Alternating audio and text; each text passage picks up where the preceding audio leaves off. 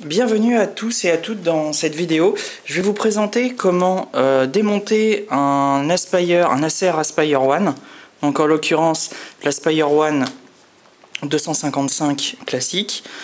Pourquoi cette vidéo? Tout simplement parce que normalement il est quasiment impossible de démonter cet ordinateur. Parce que vous allez le voir tout de suite, quand on va en bas, on a des vis ici, mais c'est des vis qui ne permettent pas de dévisser complètement l'ordinateur. Comme vous le voyez, c'est le châssis, et quand on essaye de retirer le châssis, on force et on casse la coque. Donc en fait, ce qu'il faut retirer, c'est pas cette partie-là avec les vis, mais c'est cette partie-là, ce petit cache. Comme vous le voyez, ce petit cache n'a pas de vis. Donc vous allez me dire, ah mais comment du coup je peux l'enlever? Alors, la manipulation est un peu compliquée, mais dès qu'on l'a comprise et qu'on arrive à peu près à la manier, c'est assez simple. Donc tout d'abord, ce qu'il faut faire, c'est donc bien sûr retirer l'alimentation. Vous retirez également la batterie. Il ne faut pas la laisser dedans. Et ce qu'il va falloir faire, c'est enlever le clavier. Parce qu'en fait, derrière le clavier, il y a toutes les vis qui permettent justement de garder cette plaque bien collée. Donc pour retirer le clavier, c'est assez compliqué. D'ailleurs, je vais vous le montrer. Donc là, vous avez des petits picots.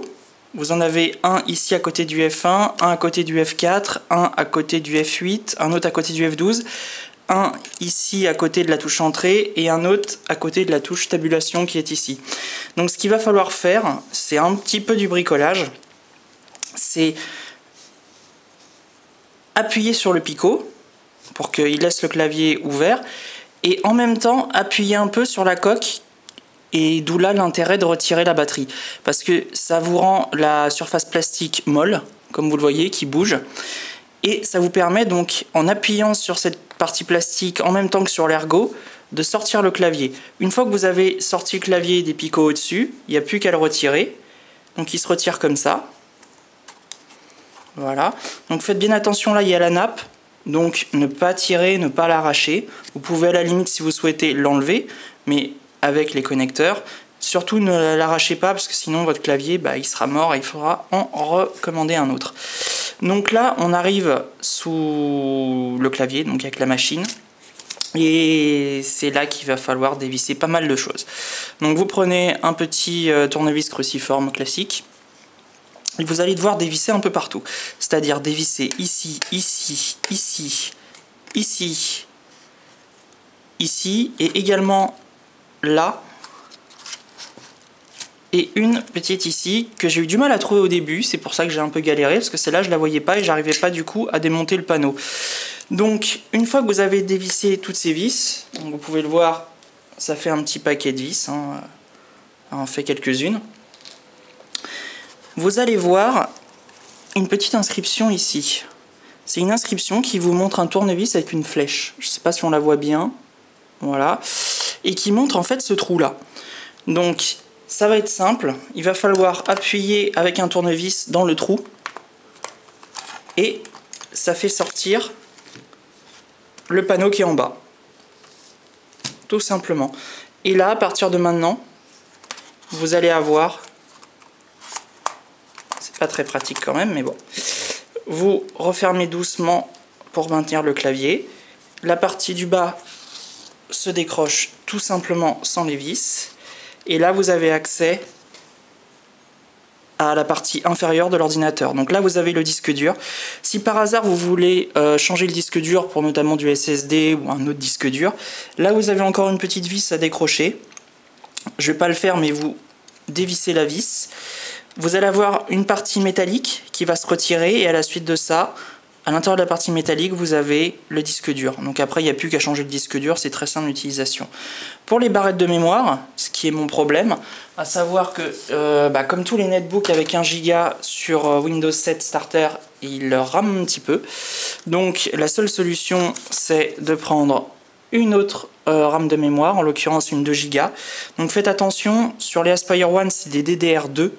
Donc il faut les prendre en 667 MHz ou 800 MHz. Bien sûr, les 667 sont plus performantes. Donc voilà, donc c'est celle que je vais installer tout à l'heure.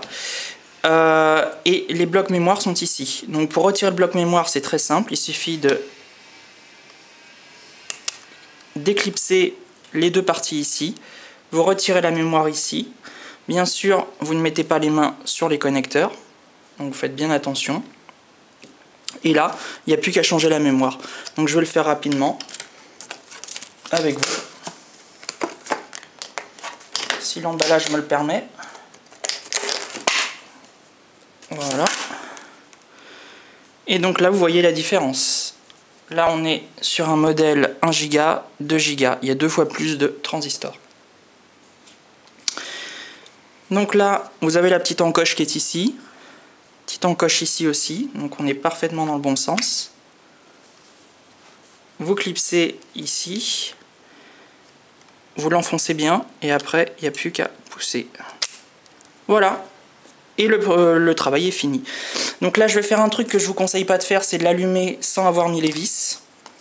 Je vous le déconseille, parce qu'il y a des risques d'électricité statique et de poussière. Donc voilà.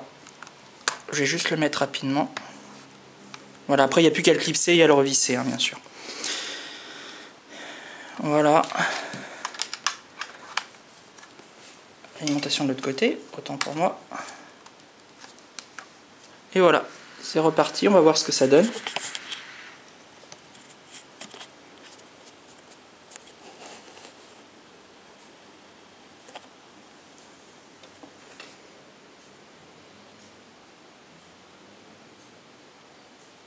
Donc à savoir que l'ordinateur avait tendance un petit peu à ralentir. C'était pas dû au processeur, je pense que c'était plus dû à la mémoire vive qui avait une petite perte de vitesse. Mais ça c'est normal parce que sous Windows 7, même en starter, je vous le redis, c'est un petit peu compliqué de faire tout tourner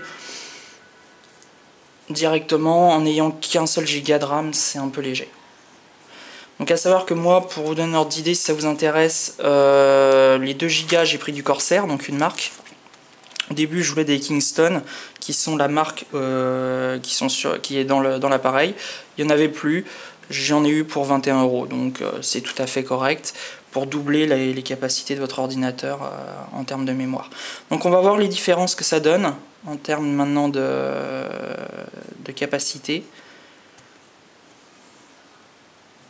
Donc on va voir, il a l'air quand même un petit peu plus réactif. Très légèrement, mais c'est surtout dans les applications que la différence va se faire. Donc on va voir ça ensemble. Voilà, afficher l'indice de performance. Je sais pas si vous voyez bien. Je vais refaire une mise au point.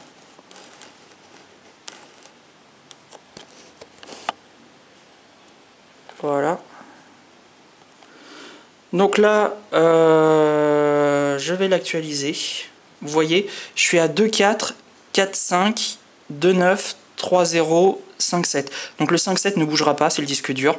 Le processeur non plus ne bougera pas. Ce qui va bouger, c'est la mémoire vive, les performances graphiques pour le bureau et les performances graphiques liées aux autres applications, même si la carte graphique ne change pas. Donc on est, je vous le rappelle, à 4.5, 2.9, 3.0.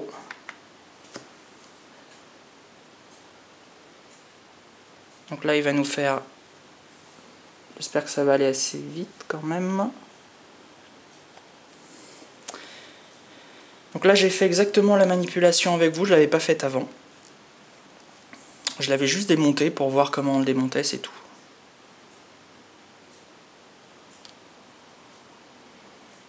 Voilà. Donc là on a une hausse au niveau de la mémoire vive. Il va falloir que je refasse le test, là c'est pas... Il y a dû avoir un petit bug sur le test. Donc de toute façon ça ne remet pas en cause la chose. Donc là vous avez la manipulation pour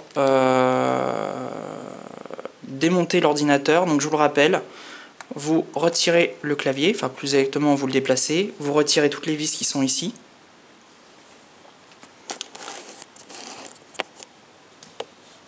Voilà, vous démontez le clavier comme je vous l'ai dit, vous démontez toutes les vis qui sont ici, il y en a 8 ou 9 de mémoire. Vous appuyez avec le tournevis dans le petit trou qui est ici, comme c'est indiqué de toute façon par un schéma, et ça déverrouille la trappe. Voilà, et après vous pouvez changer votre mémoire directement. Bien voilà, j'espère que ça vous aura été utile. Si vous avez d'autres questions pour démonter l'ordinateur, n'hésitez pas. Je suis à votre disposition, laissez un petit commentaire. Allez, au revoir.